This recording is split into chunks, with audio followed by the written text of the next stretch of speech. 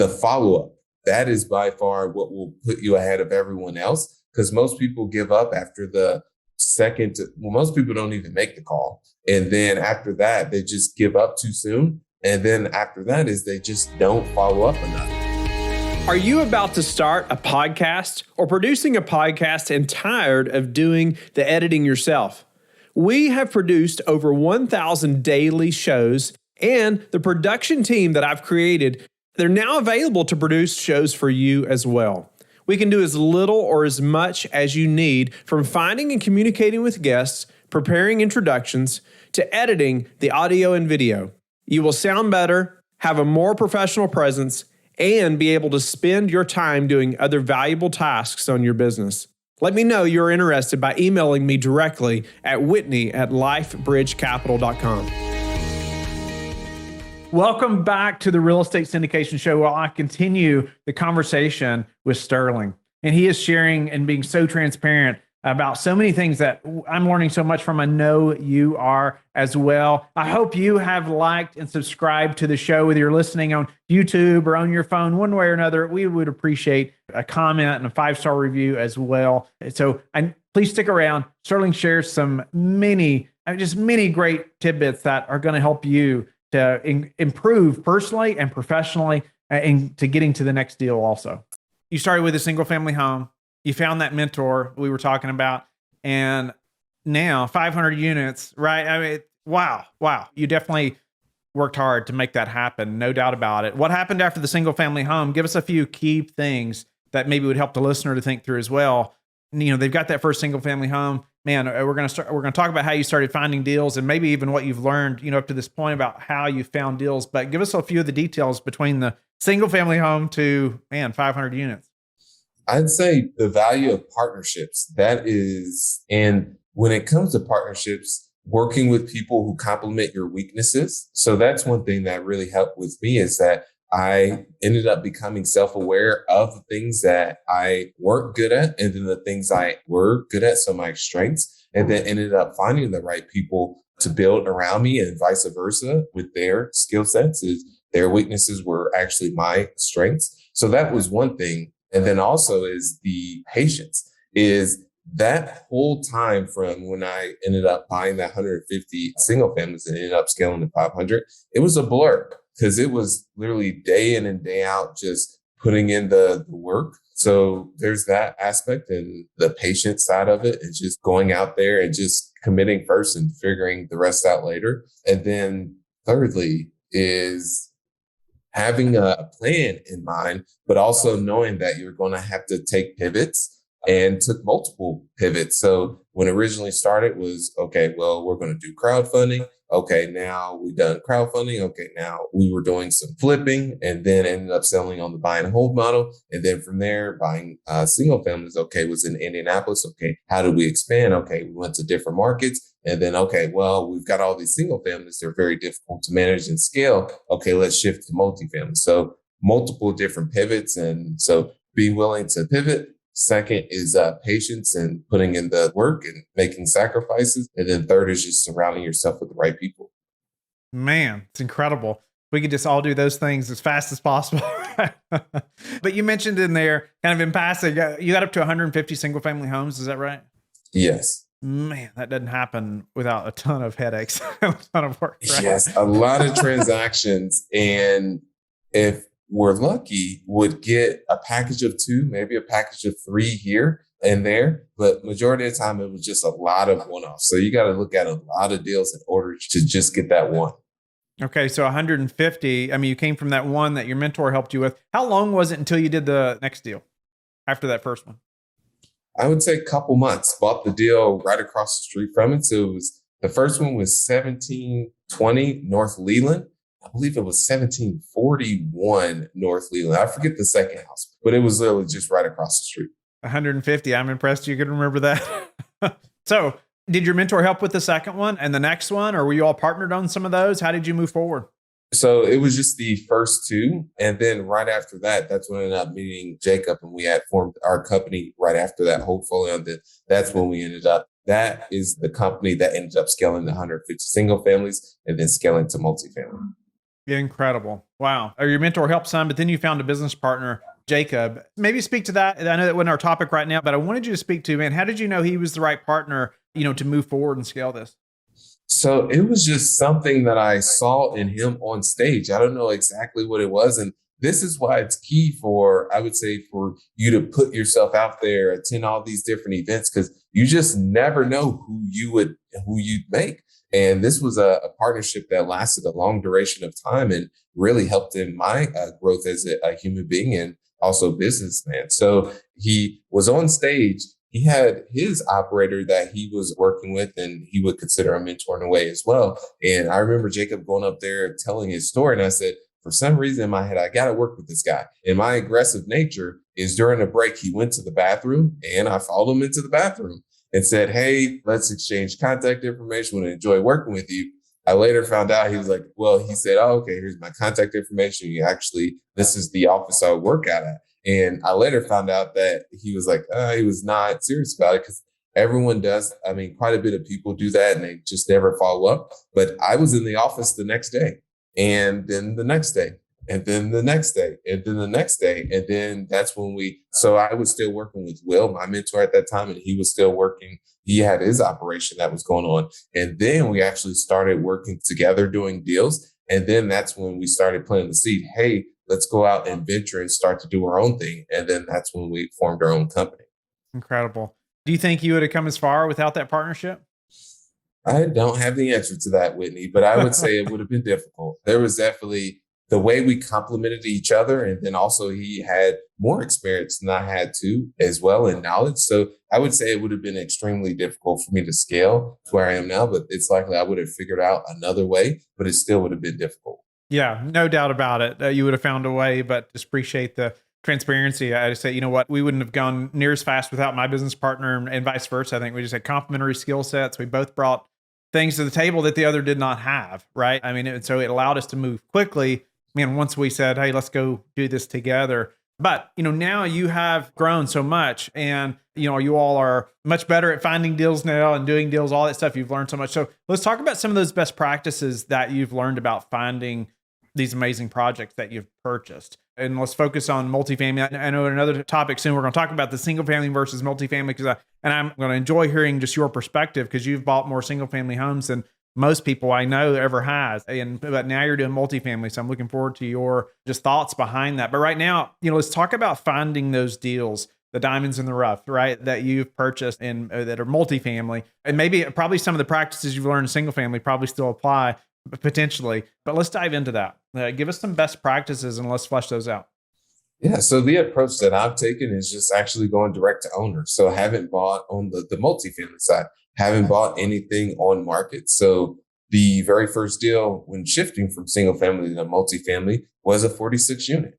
And how that ended up coming about was taking the driving for dollars approach. So was driving neighborhoods in Indianapolis that, okay, these are distressed. I wouldn't call them distressed areas, but these were solid C plus neighborhoods that still had some upside. So it wasn't, the price points were very high and would likely be priced out. So ended up driving those neighborhoods. At that time, this was 26, 27, 2001, a Honda Accord. Loved those cars, great on gas, and drove past this specific property and saw that the parking lot looked like an alligator's back. It was just very bland.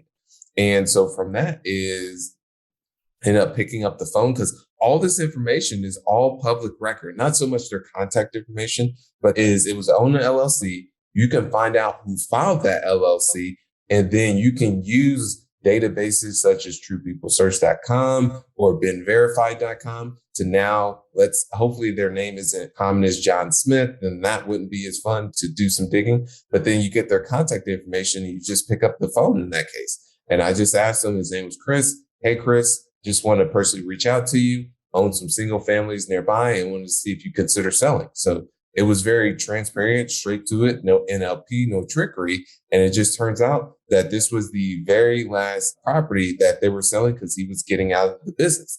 And one thing I want to premise you guys is there were tons of deals that were actually failed. I wouldn't say failed, but got no to. So this wasn't just, okay, I just hopped in my car.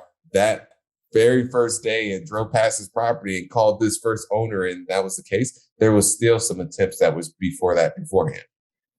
Man. Okay. So you called Chris, the seller or the owner, and said, I'm buying some real estate. Wondered if you might sell. What was the conversation like? How did it move forward? That's exactly how it was. And I remember he first said, all right, well, this conversation will not continue if you're not willing to put down $50,000 earnest money. And from that, this came from my sales skills that I ended up picking up was, hey, Chris, it's not going to be an issue from that. And then that's when I went into just some additional fact finding. Had no clue I was going to come up with the $50,000. I had some ideas, but wasn't very concrete, but just wanted to build that certainty in him and didn't skip a beat and said, hey, that'll be no issues. And then just jumped into, hey, now why are you considering on sale? So digging a little bit further to determine what his motivation was. What was his motivation? He wanted to get out of the apartment investing or operating business to focus more on being a debt collector, to actually go after those tenants that were behind on actually rent. So he enjoyed that more. And this was his last apartment that he had. He had sold about 2 to 3 right before that. How did you end up? What were the terms on that deal? Or did you do any seller financing or did you buy it outright? How did you come up with the 50? So it was seller financing. And so because it was 63%, 65% occupied. So it would have been very difficult. Well, getting conventional financing near impossible on that. So ended up negotiating with them and said, hey, we'll do seller financing on this. So ended up agreed on the purchase price of $900,000. Yes, $900,000 for people that are out there. This is in Indianapolis, so you can get properties very affordable. I know there's some places such as California, you couldn't even get a house for that. So yeah, purchase price $900,000 and then raised $200,000 as a down payment. So that's what was needed as a down payment for the terms on the seller financing. And then additional $485 was raised to take care of improvements on the property. Wow. How'd you raise that much money at that time? So it came from relationships from investors from the single family side. And then also at that same time was marketing myself as on the personal brand to bring on investors on the multifamily. So I originally started in my branding in content marketing, single family. And then as I made it the shift to multifamily, that's when I started changing the messaging to bring those type of investors that were interested in that type of asset class.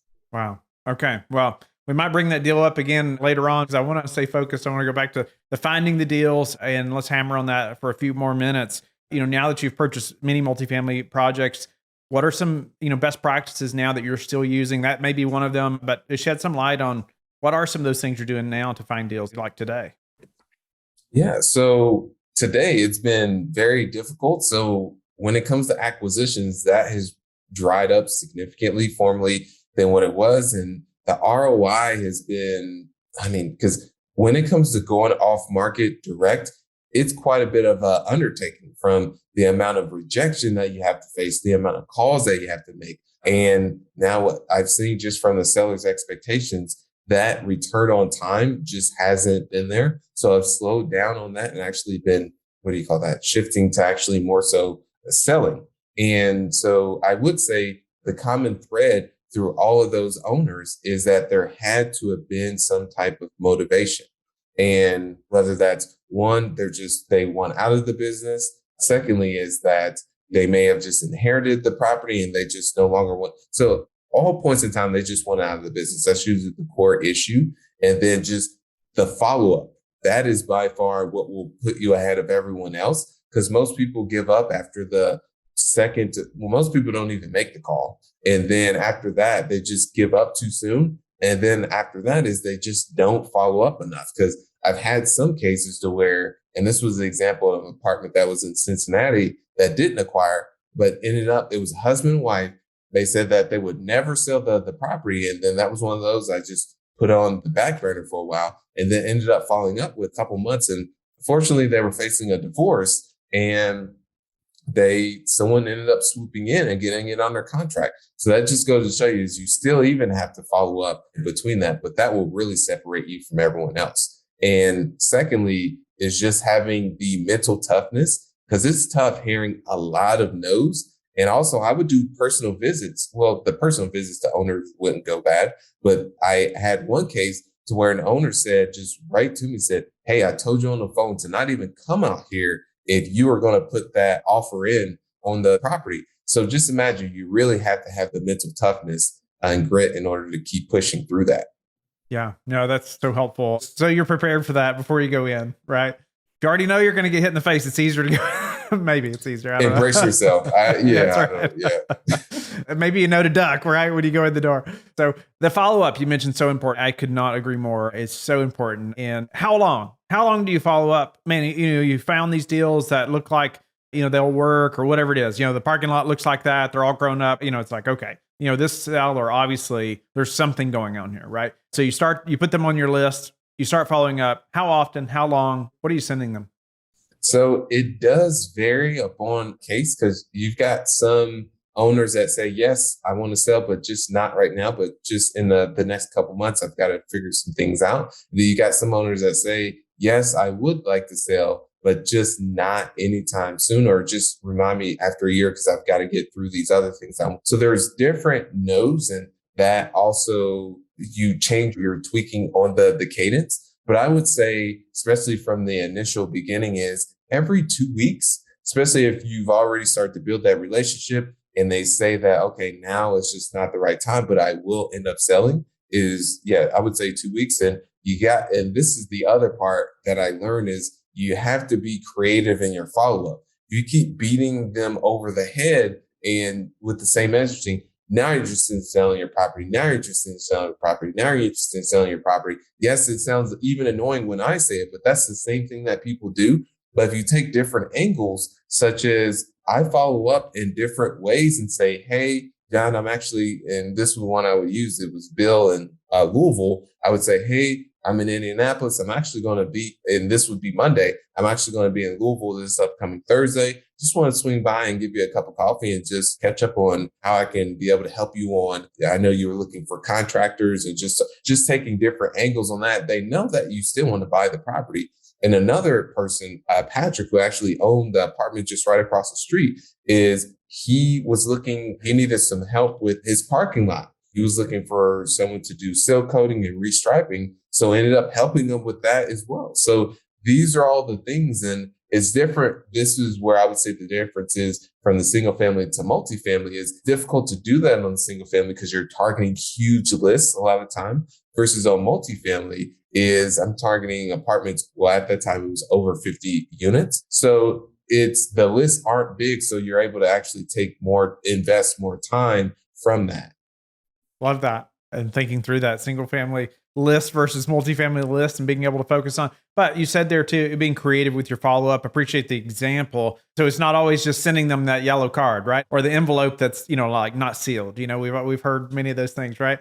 It's not just doing that and saying, "Are you ready?" It's, man, getting creative, saying, "Hey, I'm going to be in the area," having their number already in your phone, right? Or in your notepad readily available. So if you are going, you can reach out. Any other creative ways that you've thought of to connect?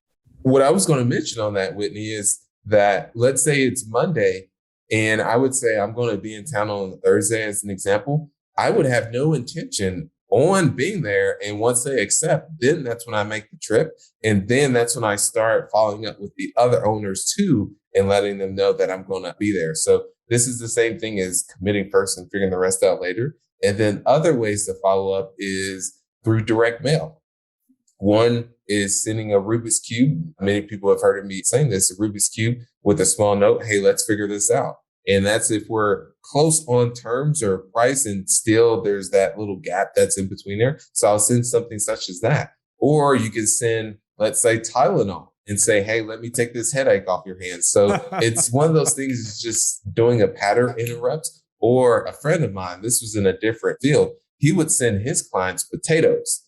Yes, I said potatoes. And it was just a pattern interrupt. And some of the clients he hadn't heard from in a long time would then call him and say, "Steve, did you just send me a potato?" He's like, yeah, I see you, potato, but now that I've got you on the phone, and then he would go into his pitch.